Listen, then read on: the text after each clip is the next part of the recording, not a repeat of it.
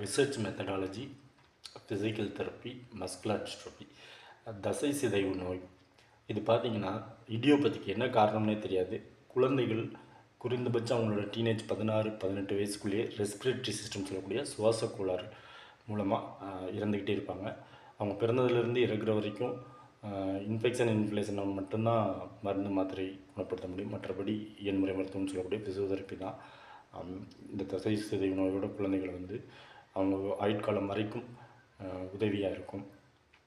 இது குறித்த என்னோடய ஆசான்கள் மருத்துவர் சுரேஷ் சுப்பியா சார், மருத்துவர் டேனியல் சுந்தரம் மற்றும் மருத்துவர் கனியரசு, இவங்க எல்லாரோட வழிகாட்டுதல் பிரகாரம்